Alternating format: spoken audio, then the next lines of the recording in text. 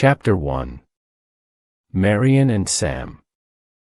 In a small dark hotel room in Phoenix, Arizona, Marian Crane was looking at herself in the mirror. She was worried. Her hair was untidy and she was late getting back to work. "Don't go, Marian," said a voice from behind her.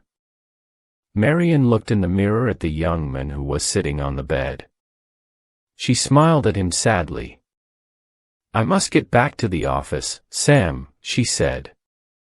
"My boss is beginning to get worried about these long lunch hours." "But it's Friday afternoon," Sam said. "I don't see you very often. Can't you stay?" "When we're married," Marian replied, walking across the room to pick up her handbag. Sam jumped off the bed and stood behind her. He touched the side of her face softly with the back of his hand. "Can I see you next week?" he said. "Why?" she said, not looking at him. "For another secret lunch, hoping that nobody will see us together in a small, cheap hotel room. It's the same every week." She turned to Sam, her eyes shining angrily. And then suddenly they softened. "Oh, Sam," she said quietly. She rested her face in his hand as she looked up into his eyes. "Why can't we get married now? I want to be with you all the time. I want to walk along the street with you so that everyone can see us together." This time, Sam walked away. He stood alone by the window and looked down at the hot, dry city. "We can get married when I've paid off all my father's debts," he said. "I only need to pay another $11,000. And how long will that take?" 2 years, maybe 3. "Oh, Sam," Marian cried, throwing the handbag onto the bed and running to hold him. "I can't wait 3 years. I don't care about the money." She kissed his face, but she was almost crying. "I want to be with you. I'll leave my job. I'll come and work in your shop. Marian, please. You must understand. I don't want us to be poor when we get married. I want us to be happy. In 3 years' time, you'll be my wife. Mrs. Sam Loomis, I promise." Marian sighed and turned round in his arms to rest her head against his shoulder. "In 3 years I'll be 29, she thought unhappily. Then she suddenly remembered that she was late for work. She left Sam by the window, picked up her bag and walked towards the door. "I have to go, Sam," she said again. "I'm late. Mr. Lowry will kill me." Chapter 2. Marian's plan. "I'm sorry I'm late," Marian called as she hurried into the office. "Don't worry," the other secretary said.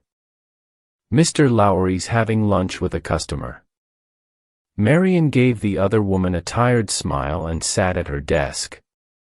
"Did anyone phone while I was out?" she asked.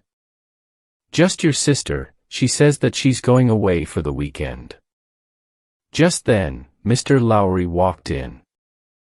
He was talking to a loud-voiced man in a cowboy hat. Marian immediately looked down and tried to look busy. She knew Tommy Cassidy and she didn't like him. He was an unpleasant, greedy old man who was always talking about money. Cassidy sat down on Marian's desk and showed her a photograph of his daughter. "She's 18 years old," he said, "and she's never been unhappy." Marian looked at the photograph and then at Cassidy. She didn't like the way that he was looking at her, with his clear, cold eyes and his wet, smiling lips. "She's getting married next month," he said. "And I'm buying her a house." He took a thick packet of money out of his pocket and waved it in front of Marian's face. $40,000, he smiled proudly. "This will make her happy, won't it?" Marian looked at the money and smiled politely. "Are you happy, Marian?" Cassidy asked, still holding the money in front of her. Marian wanted to stand up and shout at him. "How can I be happy? I can't get married for 3 years while Sam works to pay off his father's debts." "But you're rich. You can make $11,000 in 3 weeks. It isn't right." But she didn't say any of this, of course. She sat at her desk and smiled sweetly. "I think so, Mr. Cassidy," she said. "I hope you are," Cassidy said, putting the money on the desk.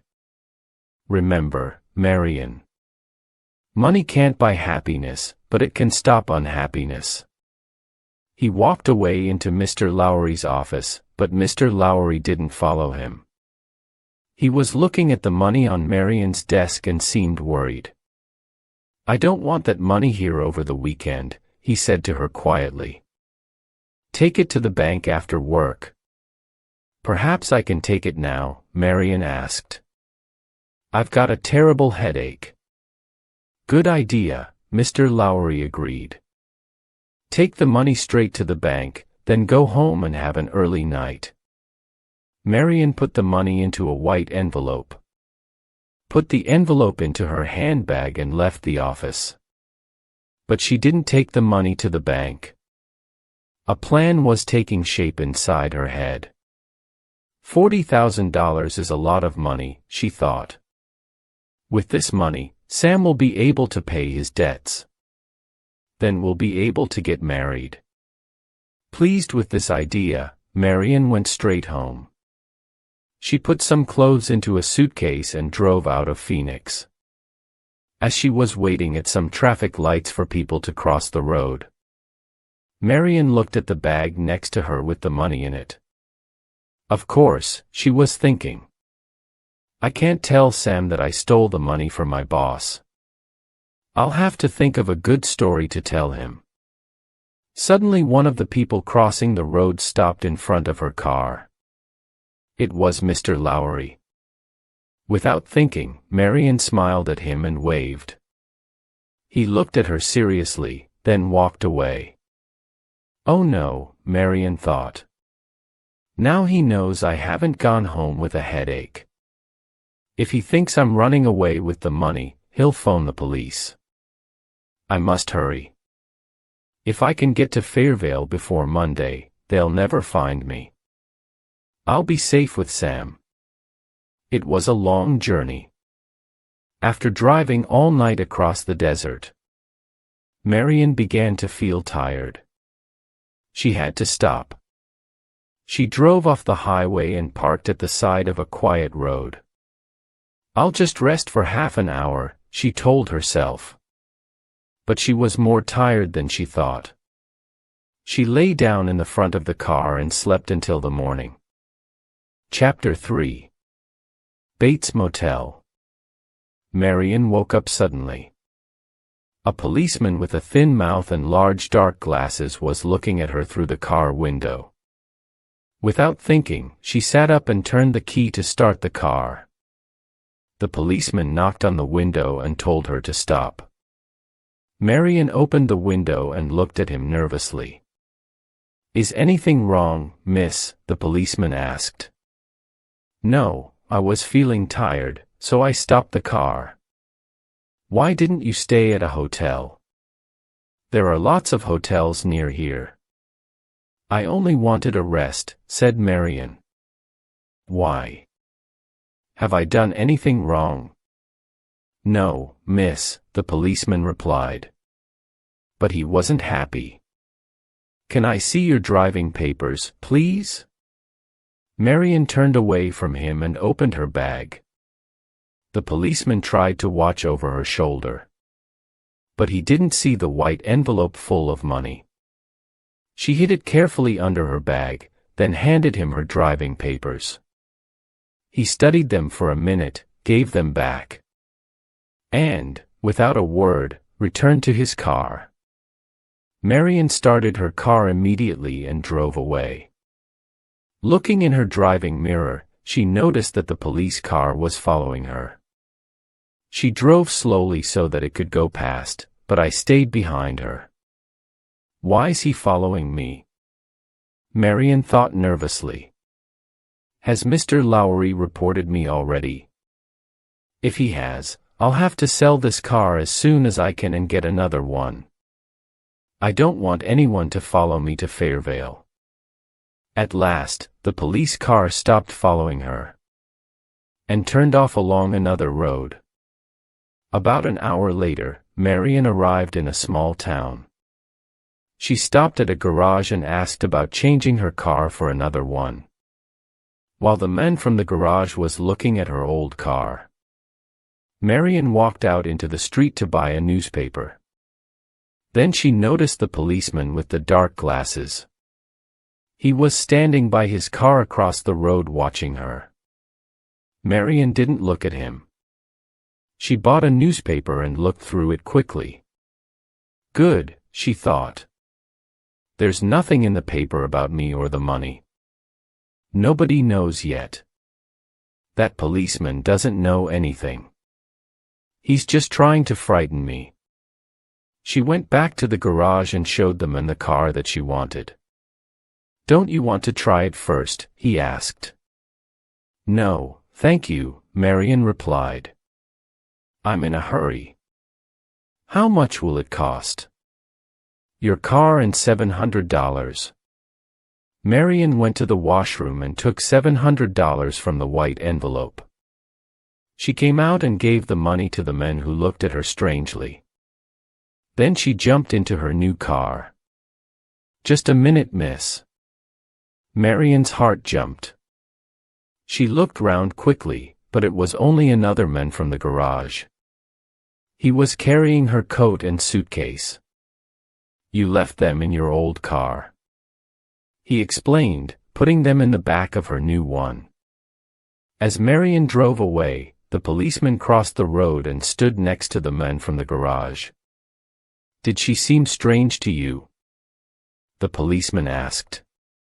Very strange, the man agreed. Marion drove across the desert all day, then up into the hills. As it got dark, it began to rain. Tired and hungry, she looked hard through the window for somewhere to stay the night. She couldn't see anything in the heavy rain. Northwest lights along the road, no other cars. I think I'm on the wrong road, she thought. If I turn round and find the highway again, I'll soon find a place to stay. Suddenly, as she was looking for a good place to turn the car, she saw a light by the side of the road. At first, she thought she was dreaming. A hotel here in the middle of nowhere. Impossible. She closed her eyes and opened them again. Yes, it was true. A small sign shining in the night, Bates Motel. I don't believe it, she said to herself as she drove towards the sign. This is my lucky night. Chapter 4. Norman. There were no other cars outside the motel and the office was empty. Marion stood outside the office and waited. Looking up, she saw a large old house on a hill behind the motel. On the first floor of the house, she could see a light in a window. There was a shadow moving behind the curtain, the shadow of a woman, Marion thought. She went back to her car and waited for someone to come. At last, through the darkness and the rain, she saw someone outside the house. It was a man and he was running down the hill towards the motel. Marion got out of her car to meet him. He was a young man, tall and thin, with a friendly boyish face. I'm sorry I wasn't in the office, he smiled. Do you have a room? Marion asked. 12 rooms, all of them empty. The young man laughed. You're wet. Come into the office.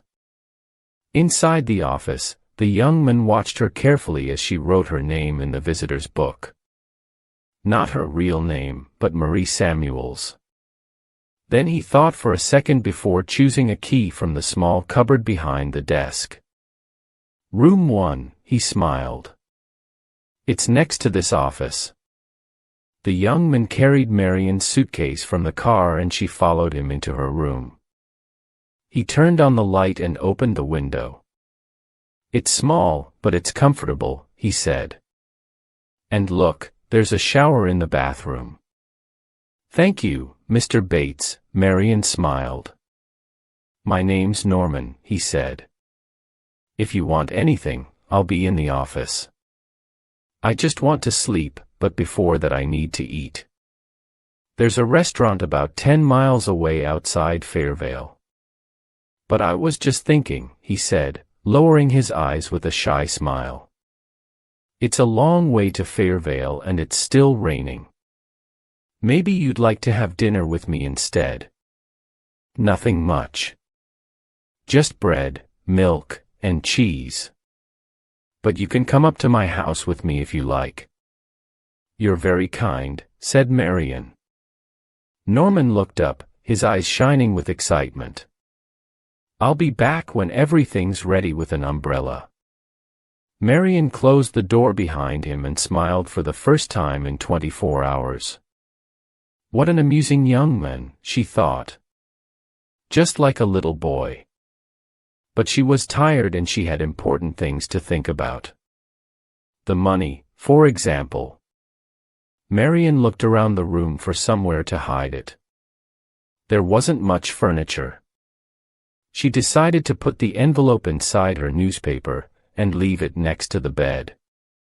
While she was doing this, she heard a loud voice.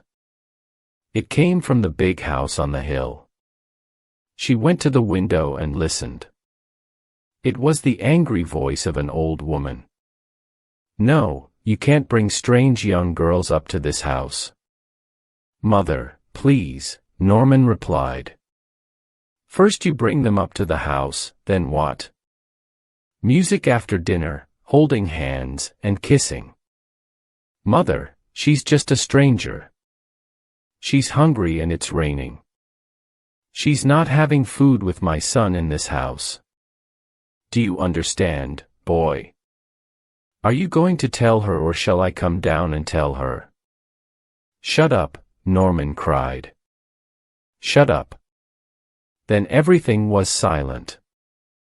Chapter 5. Mad Things. Marion heard the front door of the big house as it closed. Moments later, she left her room and met Norman, who was standing nervously outside her door. I made trouble for you. I'm sorry, Marion said. No, it's my mother, that's all. She isn't well today. I'm sorry, I can't take you to the house. I've taken the food into my office. Would you like to come in there? Marion followed Norman into a small room behind his office.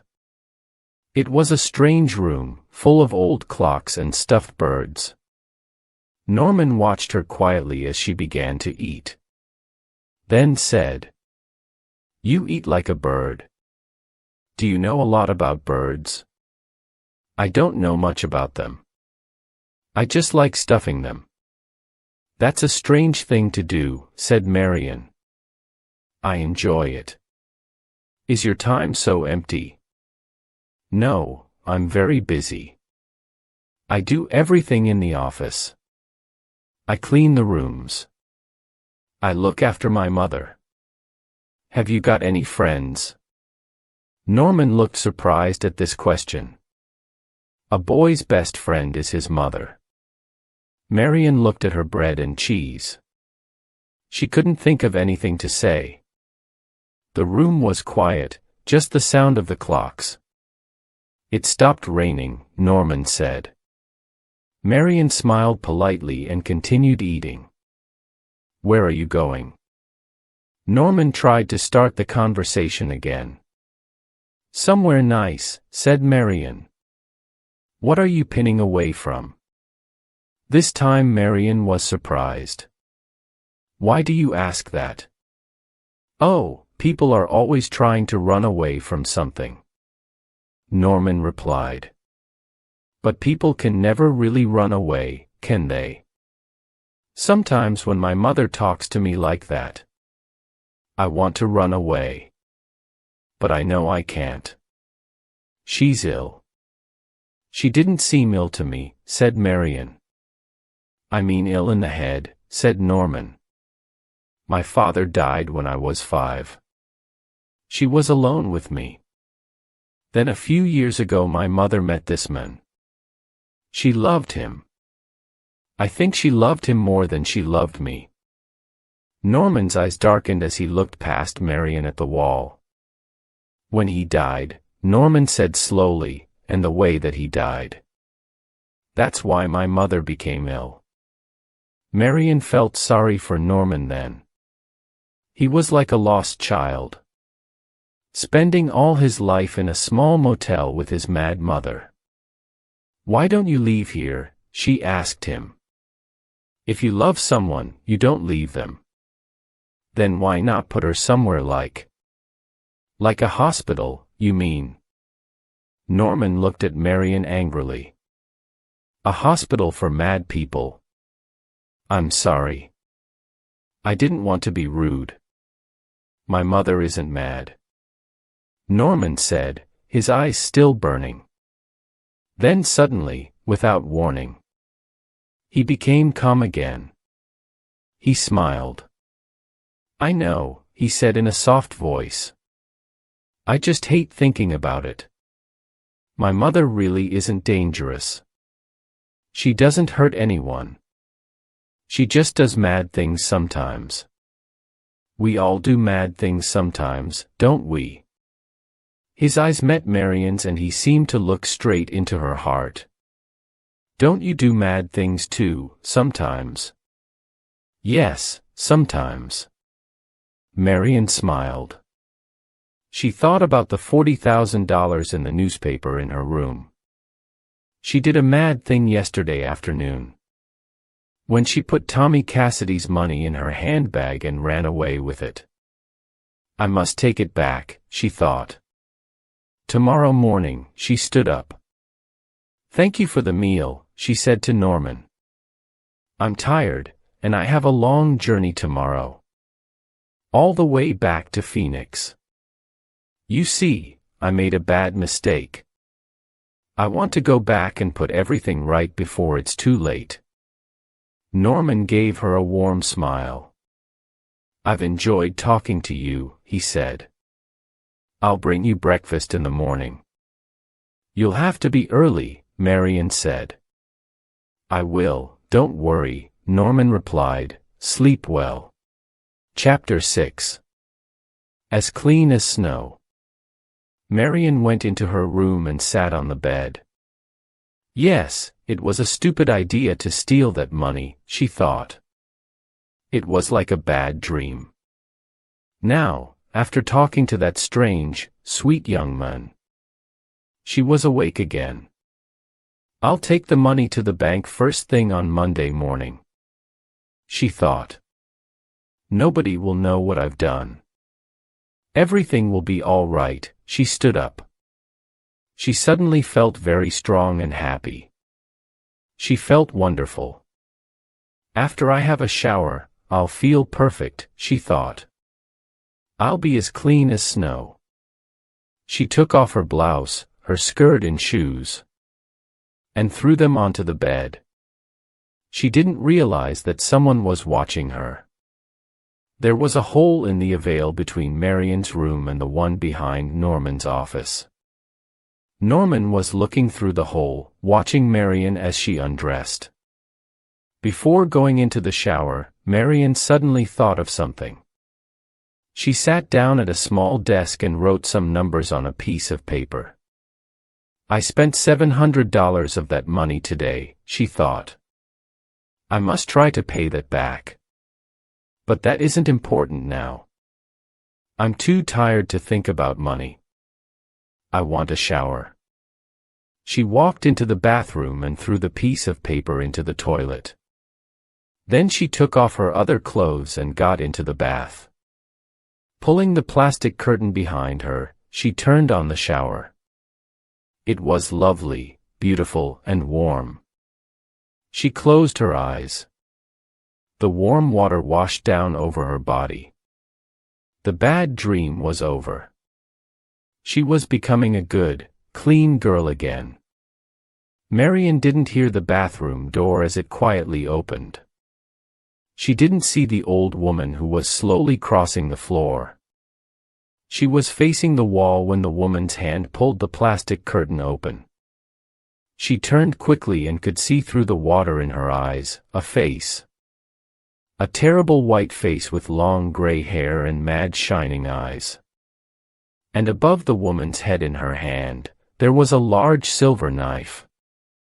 Marian screamed. The woman laughed and brought the knife straight down into her neck. Marian went on screaming as the knife cut into her arms, her throat, her stomach. She tried to fight, but the old woman was too strong. The knife cut deeply into her body, again and again and again. Marian became weaker, her screams became softer. Finally, with a small, strange noise at the back of her throat, Marian dropped to the floor of the bath and lay perfectly still. Water was falling into her face, into her beautiful frightened eyes. It washed down over her body, red with blood. Marian Crane was dead. Chapter 7. The Swamp. Norman felt sick when he saw the blood on his mother's clothes. "Mother, oh God, Mother," he cried. "Blood, blood." He ran down the stairs from his mother's bedroom, out of the house and down the hill to the motel. He couldn't believe it. His mother a killer? It wasn't true. But when he finally ran into the girl's room, he saw that it was true.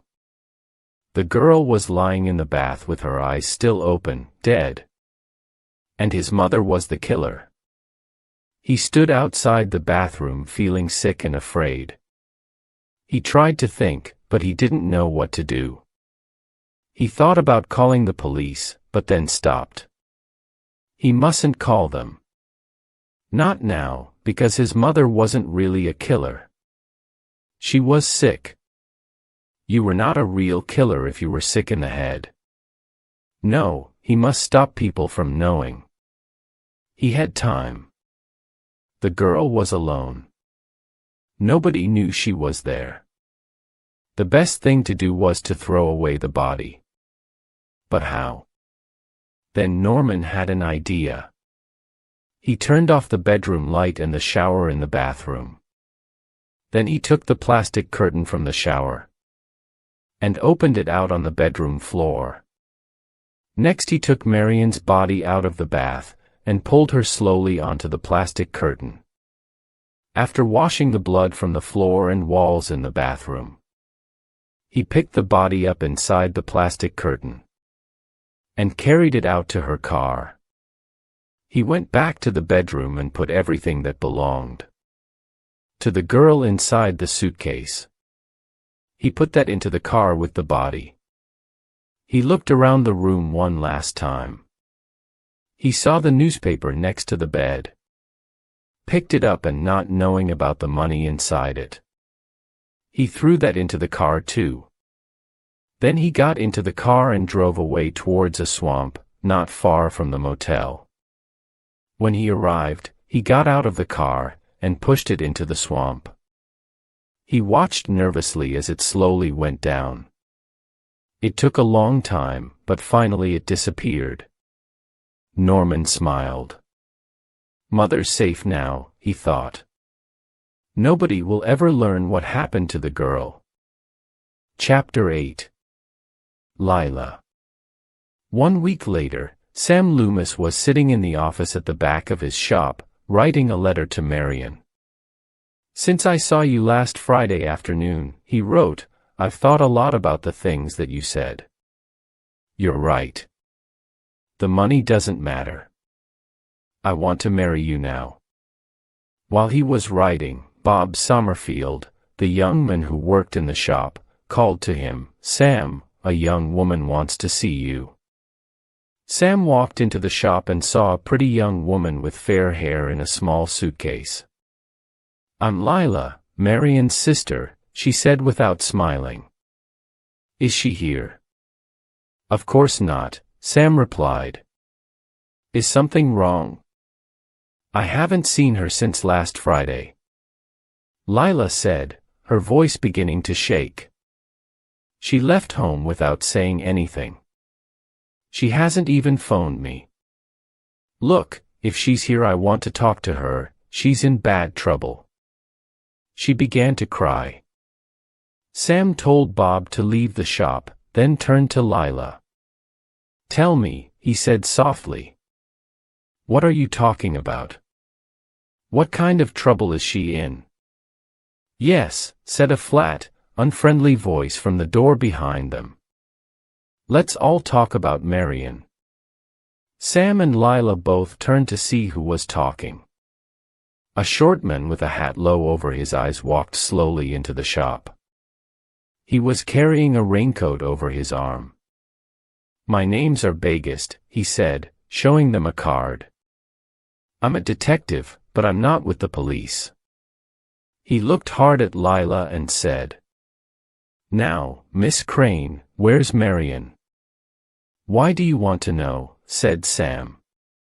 $40,000, Arbogast replied. "I don't understand." "Your girlfriend stole $40,000. Sam looked at Lila. "Is this true?" Lila explained everything. She spoke in a cold voice.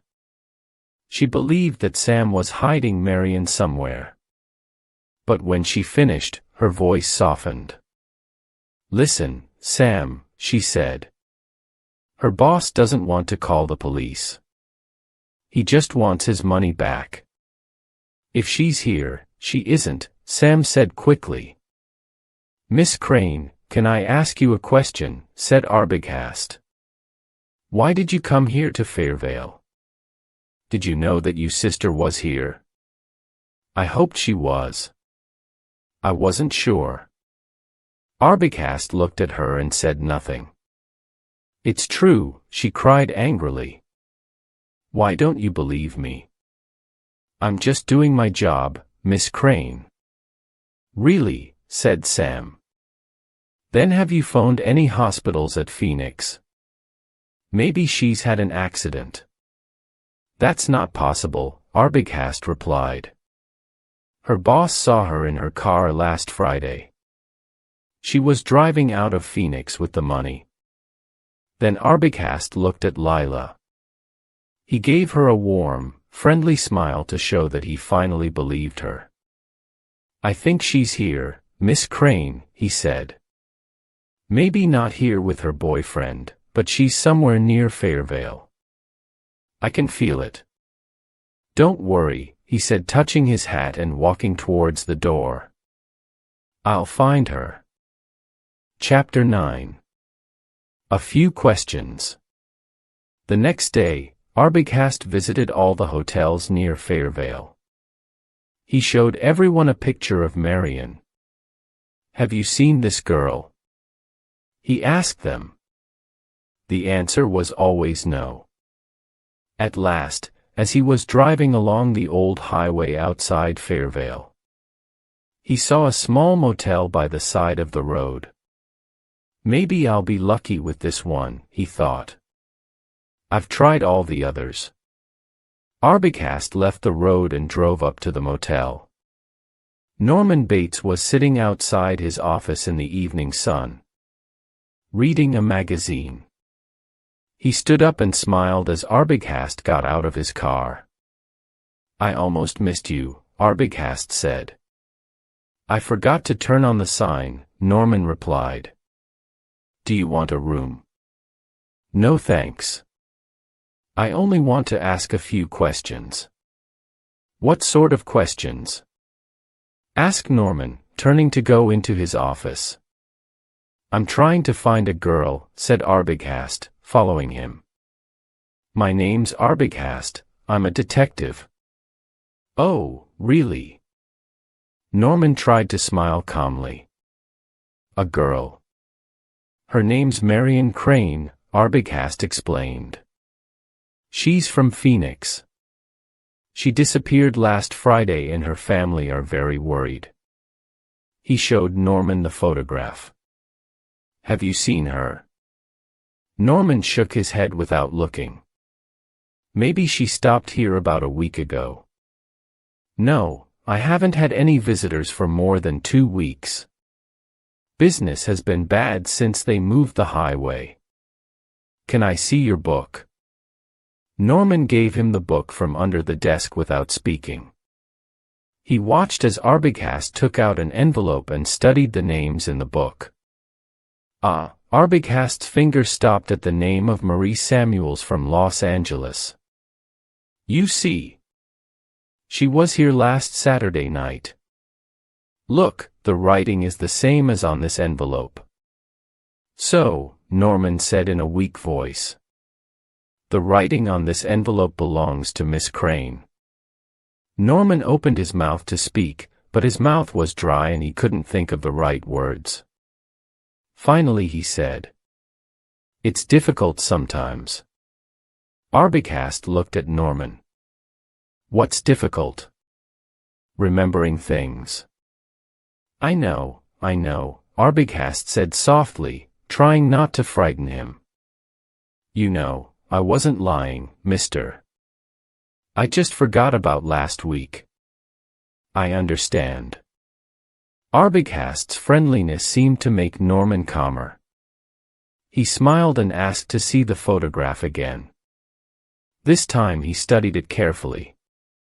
Oh, yes, he said. I remember now. It was raining. This girl arrived late at night. She was tired and went straight to bed. She left early the next morning. Did she meet anybody here? No, she was alone. Did she phone anybody? No. How do you know? Norman shut his eyes. It was happening again. His face was burning and he couldn't think of an answer. Finally he said. She was tired. She said she wanted to go straight to bed because she had a long journey the next morning. And now, Mr. Arbogast, I'm very busy. I have to go. One more question, please. Arbogast said as Norman began to walk away. Is she still here? No, she isn't.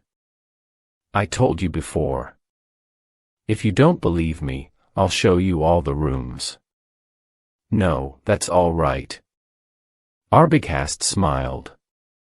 He followed Norman outside. It was dark now. He looked up at the house on the hill and noticed a light in a window. Is anyone at home?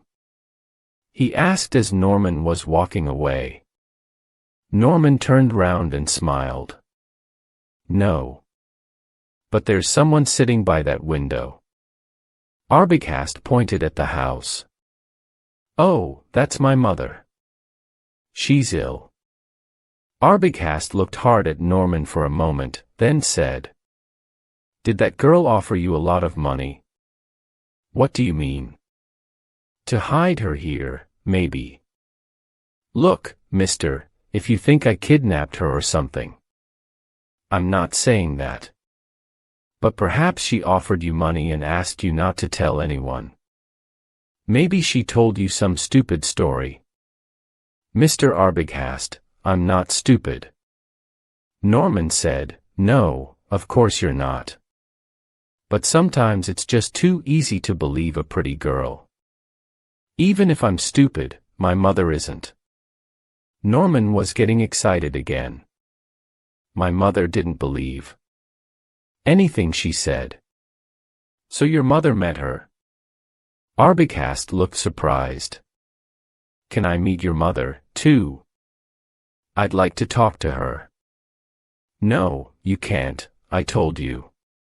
She's sick. Arbogast wanted to talk to the mother. But there was something strong and icy about Norman now. He decided not to push him. "I'll come back later," he thought. "After I phoned the girl's sister and told her what I know." Chapter 10. Shadow. Behind the curtain, after phoning Lila with the news of his conversation with Norman Bates, Arbogast drove back to the motel. There was a light in the office and the sign was now on. But he couldn't find Norman anywhere. Looking up at the old house, he could still see the old woman by the window. He could see her shadow behind the curtain. "I'll have to go and speak to her without her son's help," he thought. After climbing the hill, Arbogast found that the front door was open. He walked inside, took his hat off and waited for a few seconds. Everything was quiet. He looked at the mirror, the flowers on the wallpaper, the old pictures on the wall. Feeling sure that the son was busy somewhere, he decided to go upstairs and talk to the mother alone. He walked up the stairs very slowly. He didn't want to make a noise, and, if he was honest, he felt a little afraid. With its old furniture and silent rooms, this house was very strange. At the top of the stairs, Arbogast heard the sound of the bedroom door. He turned round and saw the old woman. She was running straight towards him with her long dress, white face and cold, mad eyes. He was too surprised to move. He saw the large silver knife above her head, and he tried to lift his hands, but he was too late. The knife cut his face open from the top of his head, through his left eye, to the corner of his mouth. He fell back down the stairs and lay very still. He couldn't move his arms or legs, but he could lift his head. With his one good eye, he looked up the stairs. The old woman was flying down towards him, the silver knife in her hand, screaming like an animal. The last thing that he ever saw was the terrible white face above him, as she brought the knife down straight into his heart. Chapter 11.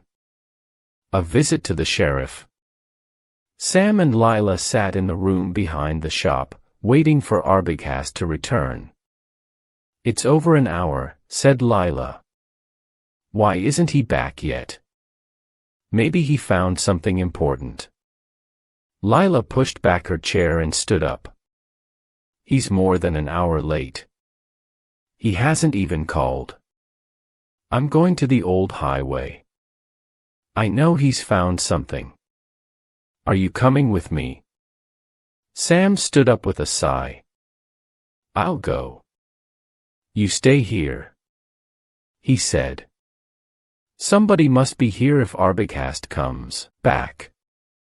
The motel was dark and empty when Sam arrived. He called Arbogast's name several times, but nobody answered. He looked up at the big house behind the motel and saw somebody at the window.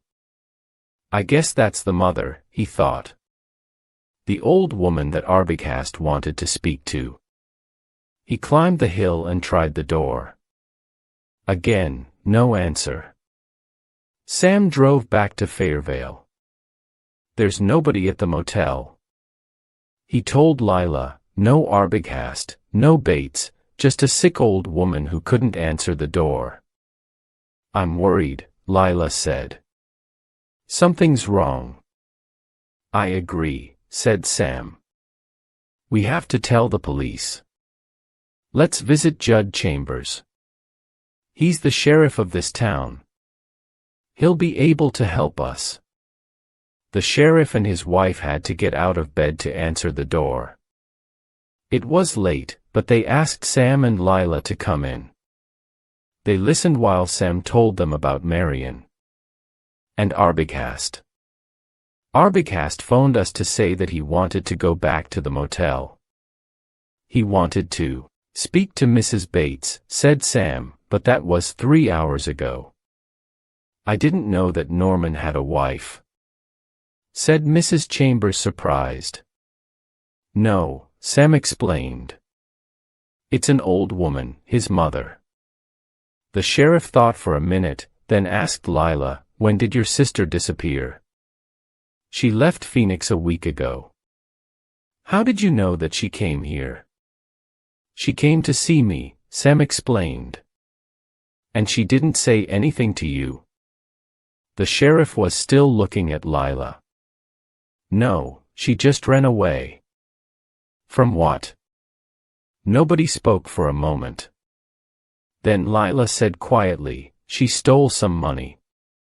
"A lot?" $40,000. "Why didn't you tell the police before?" "We wanted Marion to give back the money without telling the police." "Did this detective talk about the money when he phoned you 3 hours ago?" "The money doesn't matter, does it?" Lila cried unhappily. "I just want to find my sister." The sheriff sighed and tried to look friendly. "What can I do?" "I'm sure there's something wrong," said Lila. "At the motel, I mean." Mrs. Chambers looked at Lila and she felt sorry for her.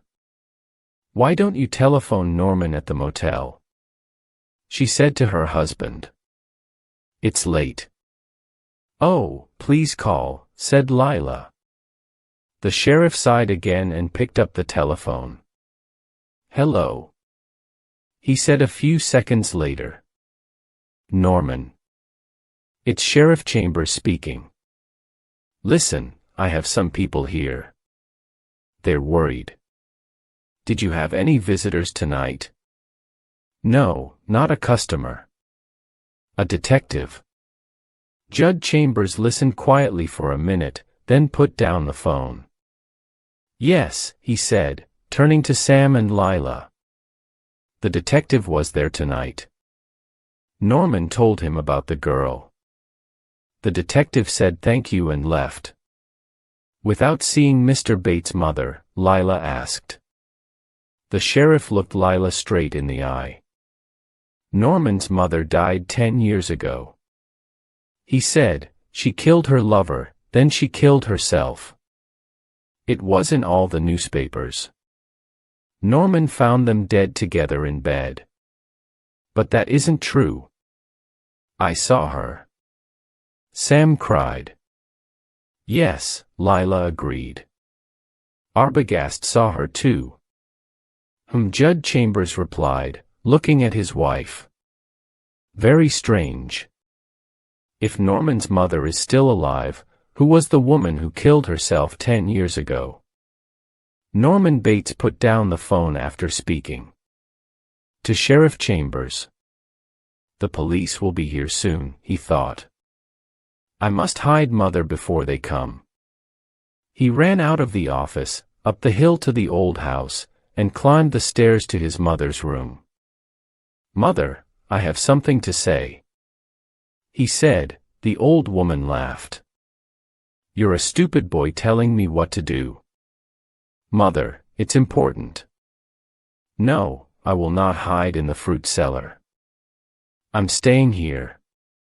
This is my room and no one will ever take me away." "They'll come for you, Mother." Norman tried to explain. "That man came after the girl. Now someone will come after him." "Mother, please, just for a few days. So that they won't find you." "A few days in that ugly old cellar?" "No, you hid me there once before. I'll never go there again. Now go away." But Norman wasn't listening. He picked his mother off the bed and carried her out of the bedroom, down the stairs, and into the fruit cellar. Chapter 12. Room 1. The next day, Sunday morning, Sam and Lila met Judge Chambers and his wife as they were coming out of church. "Do you want to go to the motel with us?" Lila asked. "I went before breakfast," said the sheriff. "What did Mr. Bates say about my sister?" "The same as he told your detective. I promise you, Miss Crane, Norman Bates is alone at the motel. I looked everywhere." You didn't even see his mother? No, I didn't. I'm sorry. If you want the police to help you, you'll have to make a report in the usual way. You can see me this afternoon if you like. I'll be happy to help you.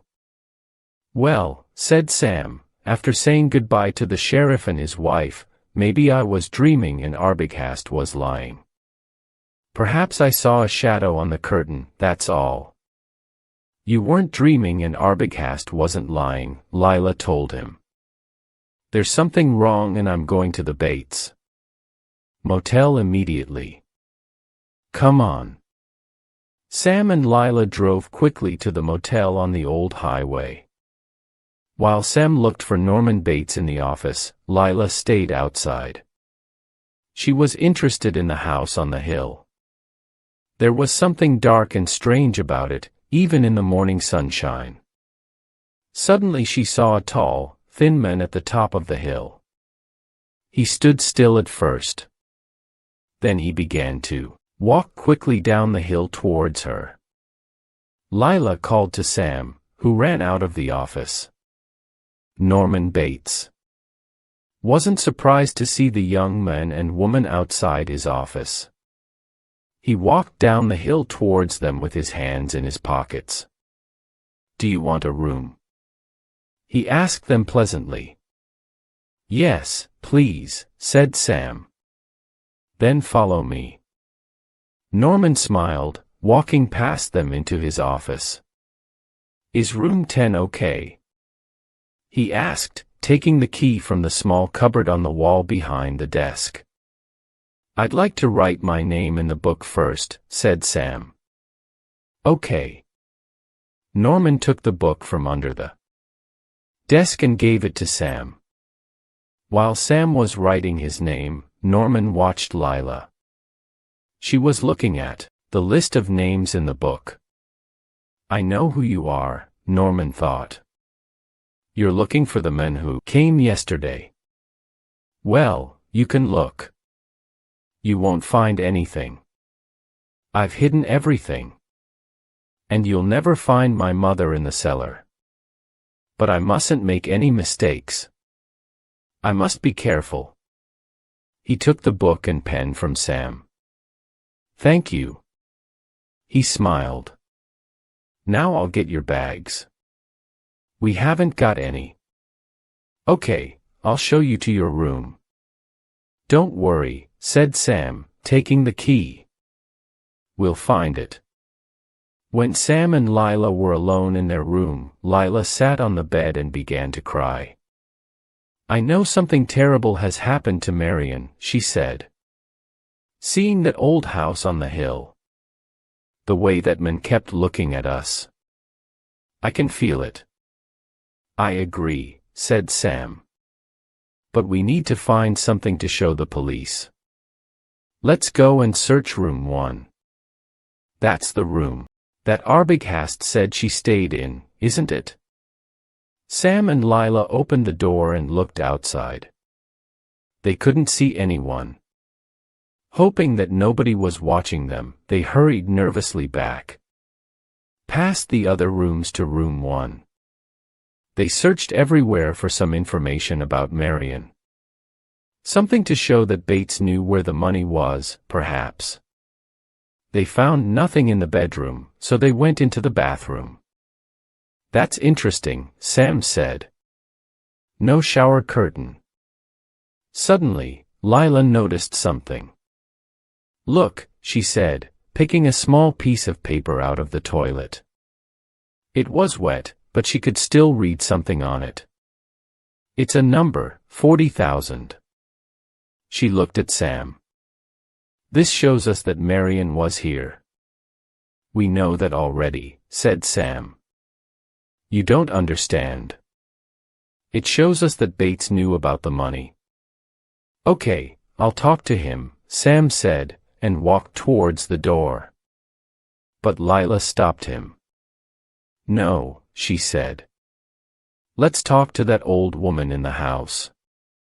She told Arbogast something. And I want her to tell me the same thing. You find Bates and talk to him. I'm going to talk to his mother. Sam wasn't happy about Lila's plan, but he agreed. Opening the door, he looked out. It's clear, he said to Lila. No one's watching. You can go. Sam quietly shut the door as Lila ran towards the hill. He found Bates in his office. Are you looking for me? Bates asked. Yes, said Sam, standing in front of Bates so that he couldn't see Lila. I'm bored. My wife's asleep, and I wanted to talk to someone. Good. Norman smiled. Come in and shut the door. Chapter 13. The House on the Hill. Lila climbed the hill to the old house and pushed the front door. It opened slowly. She walked inside and shut the door behind her. It was sunny outside, but inside the house it was strangely cold and dark. There was an unpleasant smell of dry wood and old furniture. I mustn't be afraid, Lila thought. I must find the old woman. She can tell me about Marion. Maybe I'll even find my sister here. So, thinking about her sister, Lila bravely began to move towards the stairs. You don't talk very much, do you? Sam said to Bates in the motel office. Bates, with his hands in his pockets and his back against the wall, laughed nervously. I thought that people who lived alone enjoyed talking. You're alone, aren't you? Yes. I hate being alone, said Sam. When I'm alone, I go mad. Norman stopped smiling. Why do you say that? I think that people who live alone go mad. Sam answered, feeling quietly pleased. The smooth young man with the boyish smile was beginning to look uncomfortable. Don't you agree? Norman's face went red. Lila arrived at the top of the stairs and knocked on the bedroom door. Mrs. Bates. She called softly.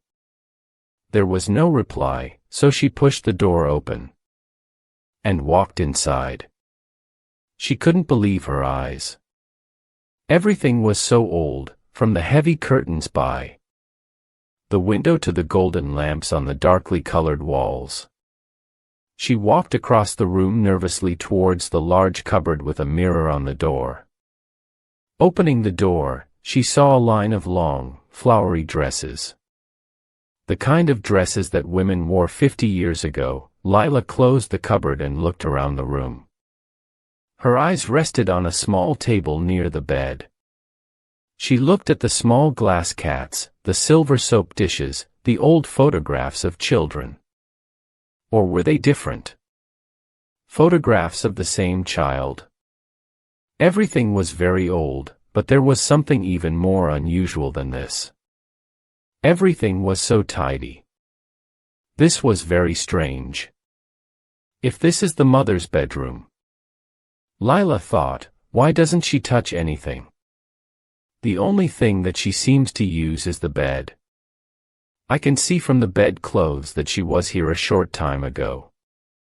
So she's here somewhere. But where? I don't think you're happy here, Sam told Bates. Why don't you sell this place and leave? This place is my world, Bates said. I grew up in that house. I was a happy child. My mother and I were very happy. Lila looked inside another room. It was a small room with an untidy bed and lots of books and children's things on the floor. Norman's room, she thought, picking up some of the books. They were about the mysteries of life and strange illnesses. Looking at the unusual books and the children's playthings on the floor, Lila thought that she was beginning to understand something about Norman. He's a little boy who loves his mother, she thought.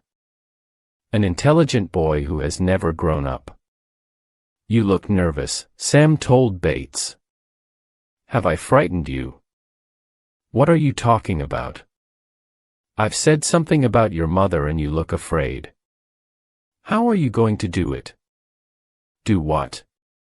Buy a new motel. You won't have to hide your mother if you go to another town. Norman's eyes became cold and narrow. He hated this man and wanted him to go. Where will you get the money? Sam continued. Or do you already have the money? $40,000 perhaps. Bates walked into the room behind the office and Sam followed him.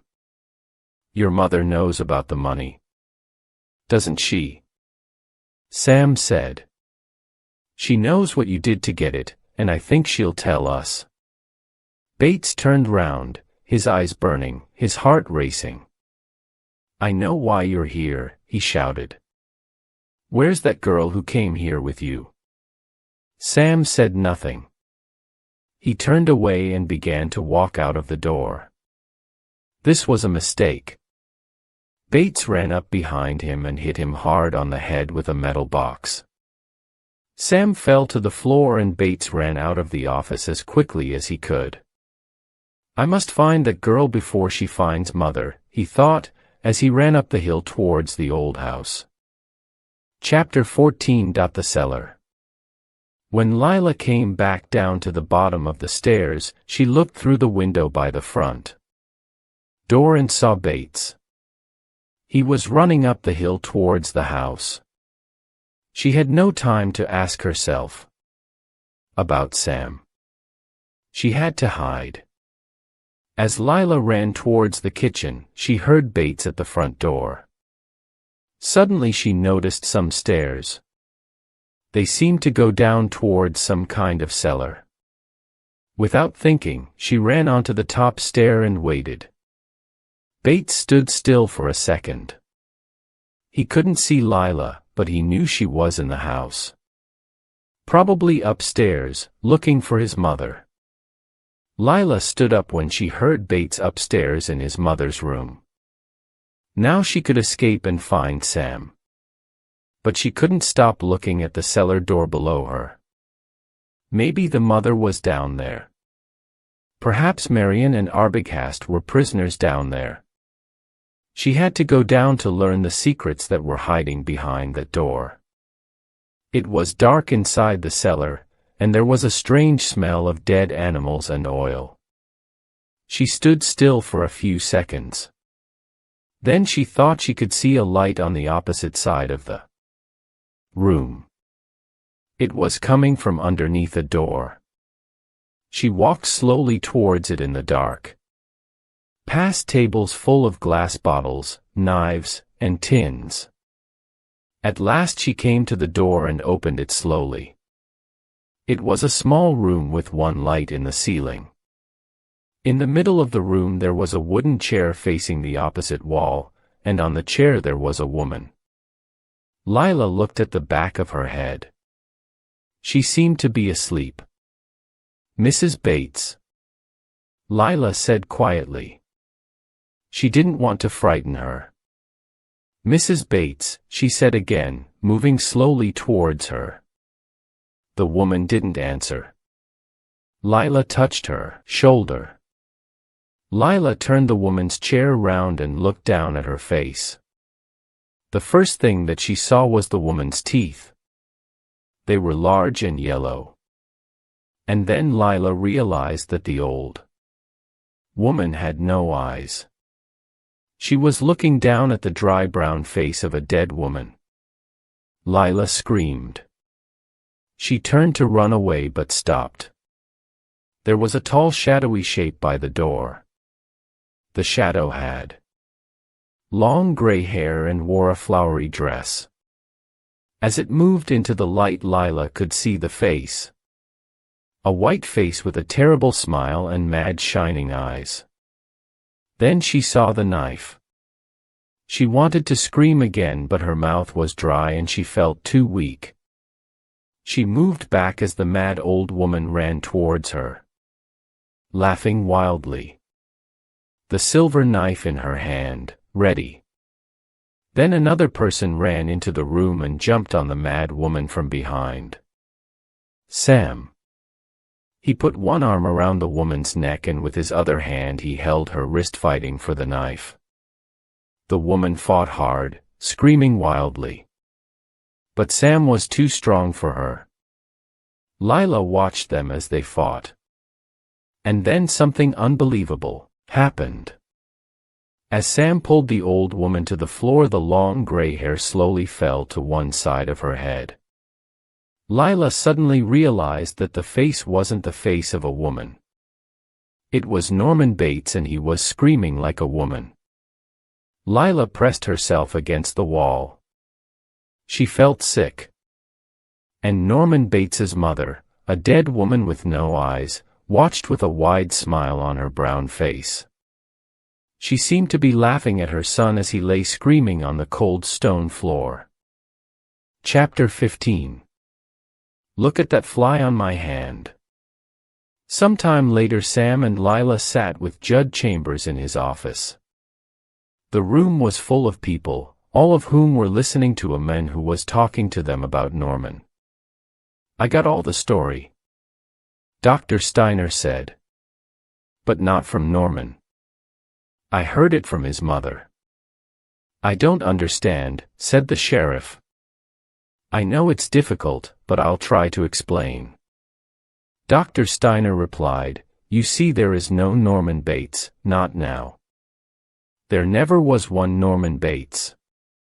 He was half Norman, half his mother. Now he's all his mother. He'll probably never be Norman again. Did he kill my sister? Lila wanted to know. The doctor looked at her sadly. Yes, I'm sorry. He killed Arbogast too.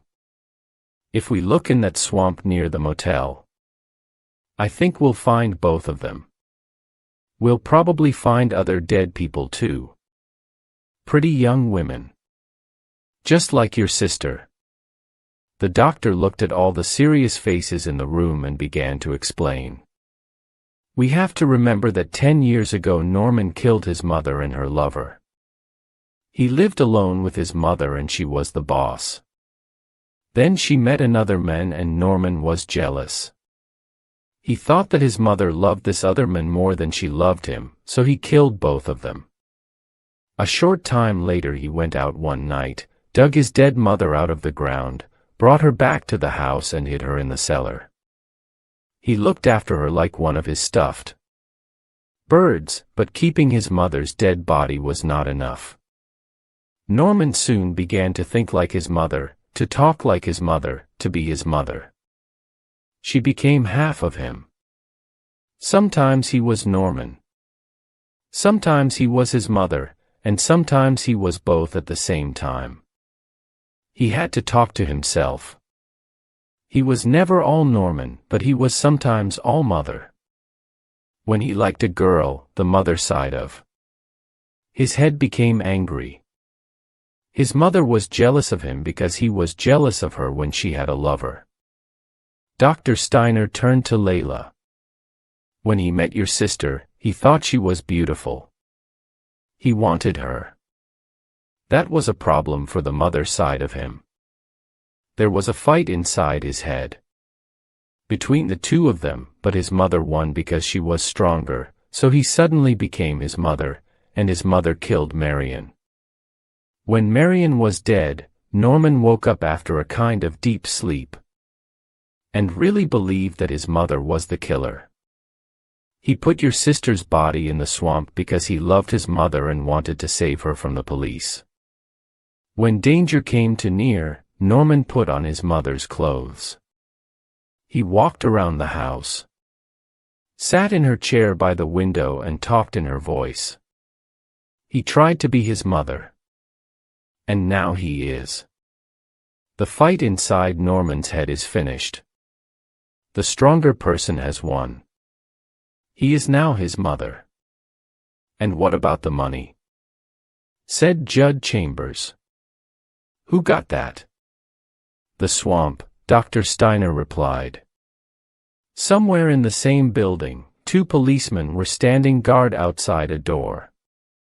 Behind the door there was a small white room with no furniture or windows. Norman Bates was alone in that room. He was sitting very still, with a strange smile on his face. Perhaps this person was Norman Bates. He had Norman's face, Norman's body, Norman's clothes. But it was really his mother who was alive. Norman was really dead now. It's sad when a mother has to tell the police about her son. The voice inside Norman's head was saying, "They'll put him in prison now." He in prison. A bad boy who looked through holes in the wall and killed people. He thinks that I did all those bad things. He tried to tell that to the police. But they know it wasn't me. I've never done anything bad. I was like one of his stuffed birds. I could only watch. I couldn't stop him. I couldn't move. Look at me. I can't even move a finger. And I'm not going to try. I'm going to sit here very still. I'm not going to move. I'll never move again. They're probably watching me now. They'll see the sort of person that I really am. I'm a kind person. The sort of person who can never hurt anyone. Look at that fly on my hand, for example. I'm not going to kill it. I can't. I hope they're watching. Then they'll see and they'll know. And they'll say, "Look at her. She's a good woman. She can't even kill a fly."